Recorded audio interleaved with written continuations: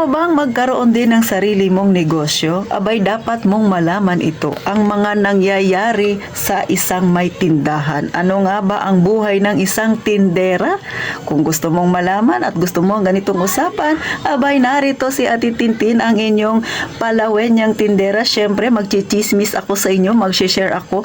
Pero bago natin umpisahan, huwag ka nang mahiya, mag-subscribe ka na sa akin. Pakipindot mo na rin ang like button na yan kung ikaw ay may tindahan at relate match ka dito sa aking sasabihin. At syempre, kung hindi ka busy, paki-share naman mga kasari. At eto na, umpisahan na natin ang real talk nating chismisan. Magandang araw mga kasari. So, kapag kayo po ay may tindahan, mga kasari, no, busy talaga sa araw-araw. Eto lalo na sa mga wala pang tindahan, no. Ako ay dati ring may trabaho. Nung nagtatrabaho pa ako, sabi ko sa sarili ko, ay why not na magnegosyo na lang kung may kaunting ipon naman na mga kasari.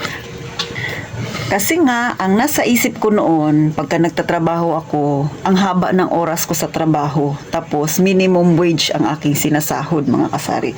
So, sabi ko, pagka nagka-negosyo na siguro ako, mas iikli na yung aking pagtatrabaho, sarili ko na yung oras ko, at kung gusto kong magpahinga, makakapagpahinga ako. Pero ngayon na nagkaroon ako ng tindahan, maling-mali pala yung aking akala, mga kasari. Bakit? Yung sinabi ko sa sarili ko na maikli na lang yung oras ng aking pagtatrabaho, kapag ako'y nagtindahan na ay hindi nangyari.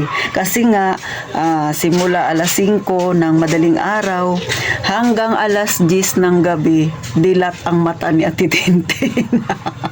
So, ilang oras lang ang tulog ko. Pangalawa, yung sinasabi ko na pagka gusto kong magpapahinga ako. So, iniisip ko, pag may tindahan ako, isasara ko. Pero ngayong may tindahan na ako, hindi ko rin magawang isara. Bakit? Nanghihinayang ako sa aking benta. O, mga kasari. So, sa mga may tindahan dyan, relate ba kayo? Kahit nga minsan, masama na yung pakiramdam mo, di ba? Hindi ka pa rin nagsasara ng tindahan. Bakit? Sayang na sayang ka sa kikitain mo. Lalo na kapag dumarating ang renyuhan, kailangan mo ng malaking pera. O, bakit ka magsasara? O, yung iniisip ko dati, nung may trabaho pa ako na pagka nagka-negosyo na ako, makakapag-day off ka, makakapag-relax ka, ay hindi siya nangyayari. Bakit? Yung pinaka-relax ni Ate Tintin dito sa tindahan, yun yung inililibot ko yung aking mga mata para i-check kung ano na naman ba ang mga paninda ko na malapit nang mag-expire.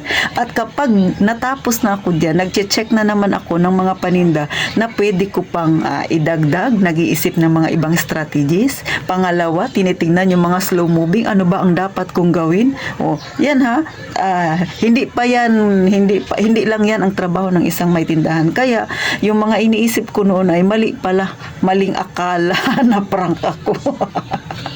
Isa pa mga kasari, no, yung nag-iisip na, sabi nila, pagka may tindahan ka, dapat relax ka na lang, chill ka na lang. Yes po, nagagawa po yun ng may isang tindahan. Pero more on, nag-iisip pa rin ang isang tindera na mga gagawin niya para mas mapalago niya pa yung kanyang tindahan. Kaya, kung kayo ay wala pang tindahan, mga kasari, nag-iisip kayo na magkaroon ng sariling negosyo para makapag-relax, makapag-chill, ay malayo po sa inaakala ninyo ang isang may negosyo. Tama naman na mag-relax minsan.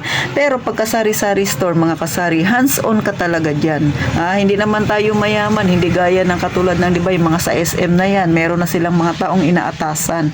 Tayo, na mga maliliit na may tindahan, hands-on tayo sa ating tindahan. Hindi tayo pwedeng magpa-chill lang, mga kasari.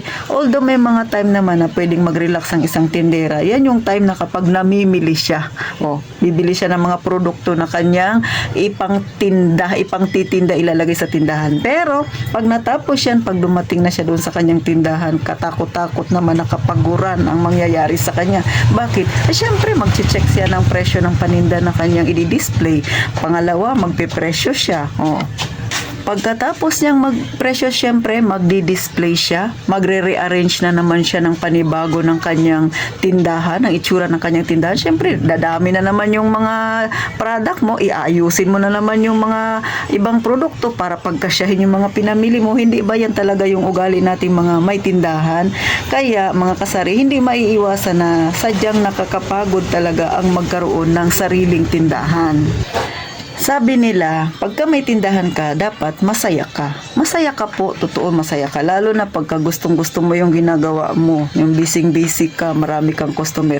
Pero sa buhay ng isang may tindahan, ang pinakamasaya para sa kanya, yung nagbibilang siya ng kanyang benta.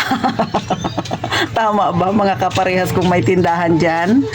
Ito yung panahon na pagka binibilang mo ang pinagpaguran mo ng buong araw at nakita mo malaki ang iyong benta, ay dito lang lalaki ang ngiti mo. Pero mga kasari, dito rin naman liliit ang ngiti mo pagka nagbilang ka at nakita mo, sus Mariosip, hindi ka umabot sa kota. Kaya may stress din talaga ang pagtitinda. Kaya sa mga wala pong tindahan na gusto magkaroon ng tindahan, hindi po lahat ay panay saya sa tindahan, mga kasari.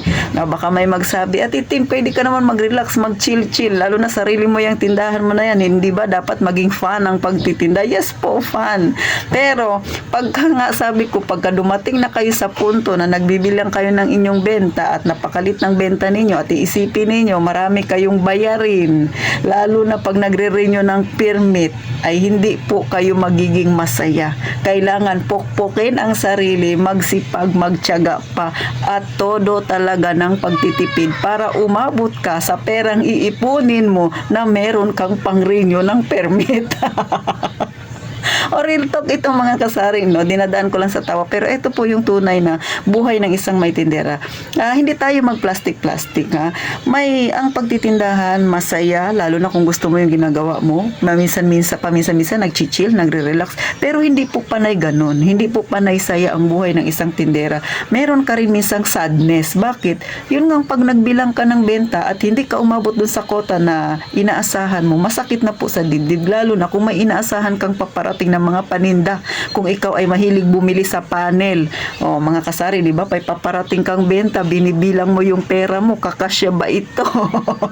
So, isa yun sa nakakapagbigay lungkot. Then, ini-expect mo na ngayong araw na ito, kikita ka, pero matumal pala. Kasi, ang pagtitindahan ay hindi hawak ng tindera ang kanyang benta. Malalaman niya lang kapag malaki ang benta niya pagdating sa tanghali. Siyempre, tayong mga may tindahan, alam natin yan, dapat pag tanghali, ganito na dapat yung benta natin. Pag dumating yung hapon, dapat eto na, medyo kota ka na. Pagdating ng gabi, dapat bungacious na. Ay, kaso hindi. Di ba? Hapon na, hindi ka pa nakakahalahati dun sa kota. So, malungkot ka na ngayon. Kaya, mga kasari, no, ang buhay ng isang tindera, hindi po panay saya. Hindi po pwedeng sabihin na dapat mag-chill-chill. May time pong ganun. Pero, may time din po na may kalungkutan ng isang tindera. Lalo na pag dumating na nga yung panahon na kailangan niyang maglabas ng malaking pera dahil magre-renew siya ng permit niya. Pero syempre mga kasari, yan ang realidad nating mga may tindahan. Sa mga may tindahan dyan, hindi ko sure kung ako ay tama, ha, pero para sa aking pananaw, ako ay tama. Hindi ko alam kung applicable sa inyo itong mga sinasabi ko. Pero sa mga wala pang tindahan, pag-isipang maigi.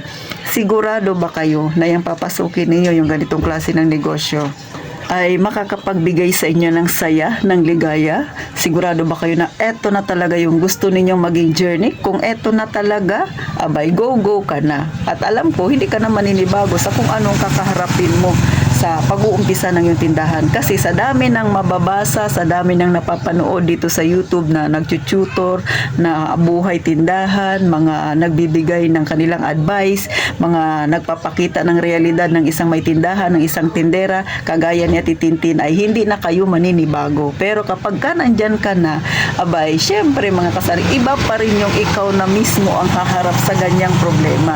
So paano mga kasari, hanggang dito na lang sa Ate Tintin. Sana ay na naging masaya kayo sa ating simpleng kwentuhan. Ito ang realidad ng isang may tindahan, ha? Paminsan-minsan nagiging masaya, paminsan-minsan nagiging malungkot, pero para sa atin, kailangan lang tatagan natin ang ating loob. So paano mga kasari? Gaya nga ng palaging sinasabi na Tintin, mag-iingat tayong palagi, mga kasari.